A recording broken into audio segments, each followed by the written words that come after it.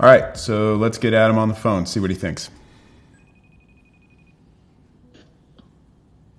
Hey there. Adam, hey, how you doing? Good. I'm looking at the file you sent me. Excellent. Thank you. We're ready to take your feedback here. I can mark up some notes on it. Okay, one small thing. The blue is a little bit muddy. I want you to try something. Yes. You can do this however you want, but just in order to see what I want you to try, Yeah. make a selective layer color. Yes. Selective color layer. And go to the blue channel. Yes. And in the blue channel, subtract 7 magenta and 22 yellow. And look at the blue.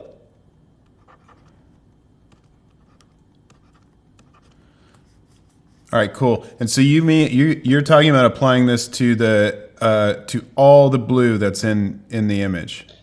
Yeah. Well, did you see how that woke it up a little bit without posing the gradient? Yeah, let me bring that up real quick. So you're basically blue channel, Yeah. absolute color metric, Absolute. not relative. And 7 Minus 7 magenta. 1, 2, 3, 4, 5, 6, 7. And minus then 33 yellow. I thought you said 22. I read it wrong, sorry. Okay, minus 30? 32. 32.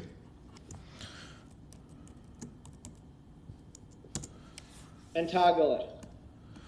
Yeah, absolutely. Pops it up a little bit. Purifies it. Purifies it. That's great. Thank you. Okay. Now, that black line that we were talking about under the blue plastic stripe over the heel. Yeah. All right. To me, it looked kind of beaten up and intense. Yeah. What I did was get in there with another selective color layer. Uh-huh. Hang on.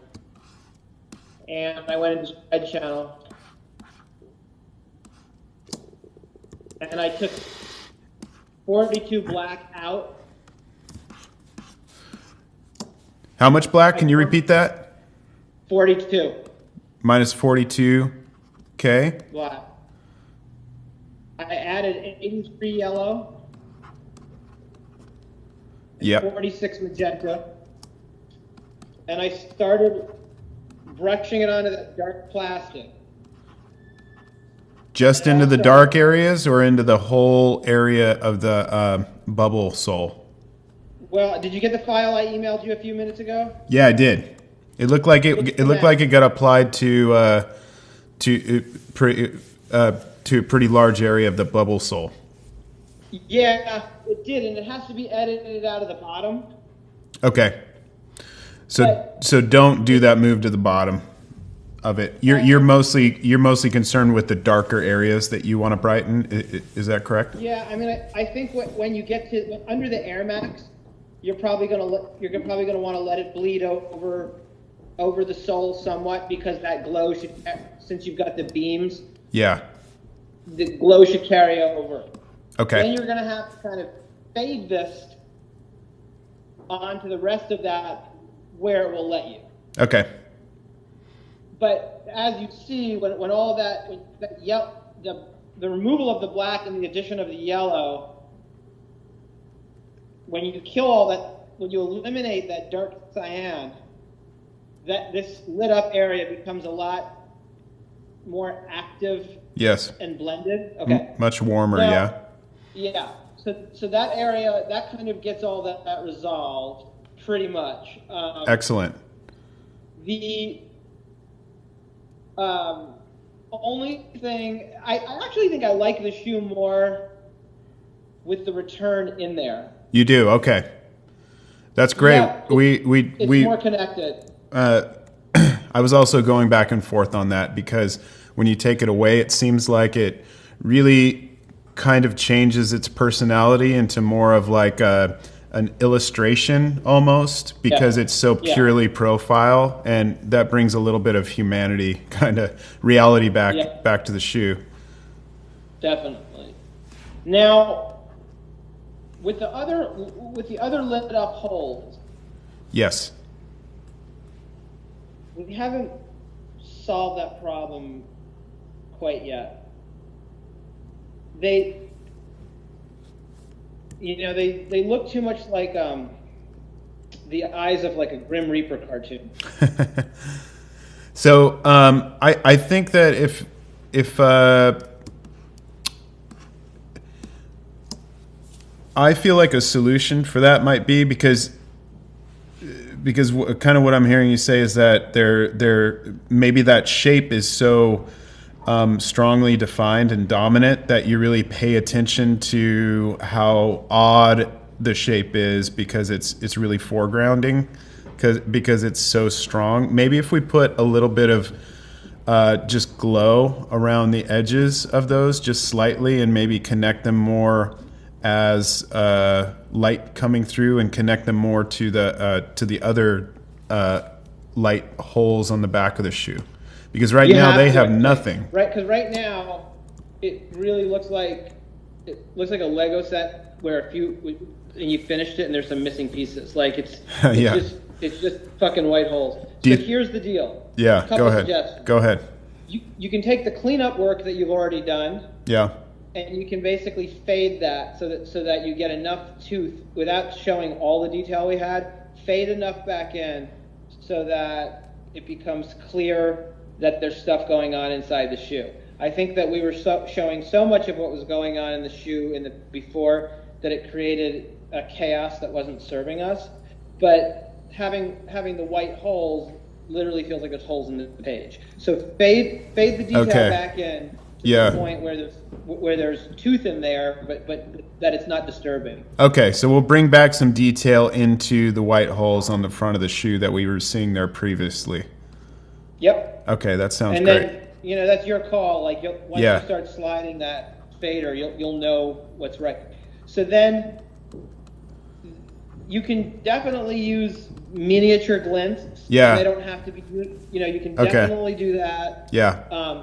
But something just so, and I wonder also, if the specular edge, the transition from the red line of the plastic to the white, that edge has like a factory quality to the hardness of the line that makes it feel like you don't have a plastic bubble on the front of it. It has to be you have to find some special clever way of softening that line. I don't know if it's as straightforward as a Gaussian blur or it's some other kind of brushwork where you soften that line in a way that creates a sense of dimension because it's the way that line is there right now. It interrupts the notion that there's a plastic bubble that we're looking for. I see. So you're referring to the line that's between the Air Max and the first bubble on the front of the shoe that goes in the center of the shoe. Is that right? No, I don't think we're talking. I'm talking about all the bubbles.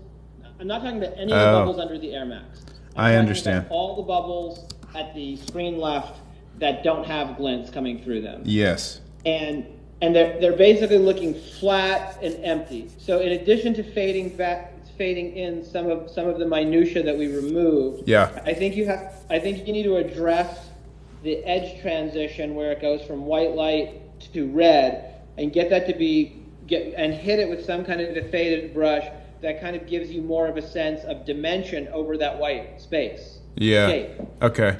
Because we go flat. And so obviously once you fade back some of the detail, these are already going to start to look less flat because it's going to open the discussion of the fact that there is space inside there. Yeah. And the next challenge you have is like, what do I have to do to make it clear that the actual bubble surface isn't ending?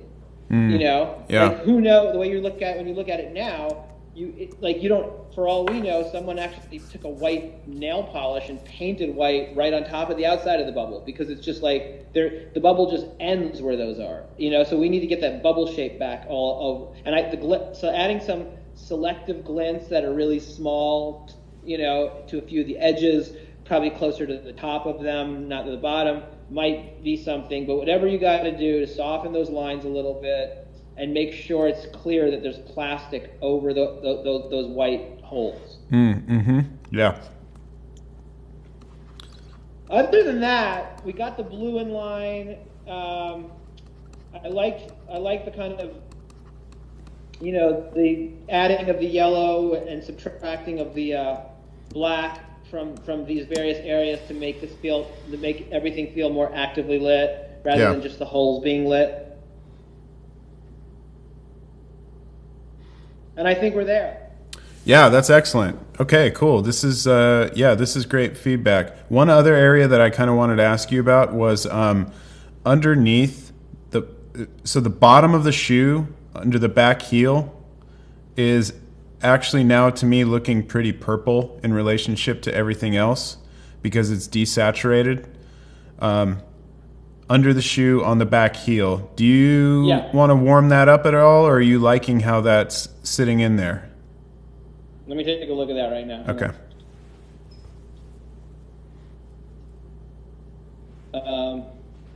I'm going to see if I can just use... I can do that. Hang on. I can actually somewhat use that selective color layer to add some orange to that area. Oh, you know what, dude? Yeah, see what you think. See what you think. I just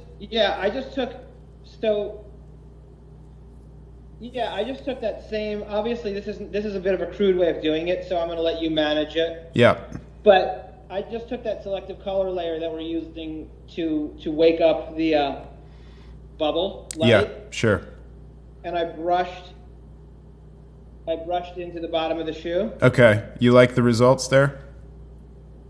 Yeah, it's pretty activating. It's certainly not going to work. You're certainly not going to actually be able to get away with using this same exact layer to do it. Yeah.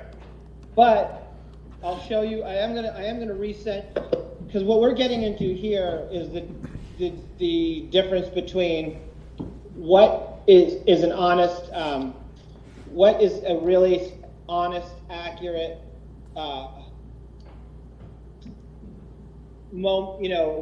Rendition of the shoe's color. Yeah. And here's what that comes down to. It never, ever, ever, ever pays to be too accurate when you're doing what we're doing.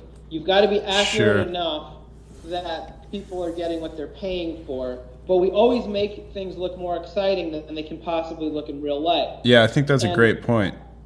At the end of the day, this is not a hand-painted shoe that was crafted by monks somewhere where, this comes off a line. And so these colors have the potential to look way better for what they're supposed to be than they actually are when they come off the line. So when you are maintaining the fidelity, you still need to take your leads from the shoe, and you're like, well, if this is what they're trying to do with the shoe, and this is how it comes off the line, what can I do to inject it with some steroids and make it look like if printing worked the way we really wanted it to work, what would these colors be? Adam, I don't mean to interrupt you because I love this story. I totally agree, but your hand is over the phone camera. So I'm going to resend you just as a guide. Yes. My brush in. Okay. Once you do that, you'll probably have a few other things you're going to have to chase, because once you make a certain part more exciting, you always have the risk of another part going dead. So I'll let you deal with all that. But just make sure you look at the area under the swoosh when I send this to you. Okay. Will do. Okay, awesome. This is and other than that, I'd say we are done. Sounds like it sounds to me like we're pretty close, and after we make these changes, we might be able to be ready to look for an approval and to be able to ship you some final files. Fantastic. Pleasure working with you as usual. Thank you. Yeah, pleasure for me too. And I'll get right on these and get them back to you as soon as I can.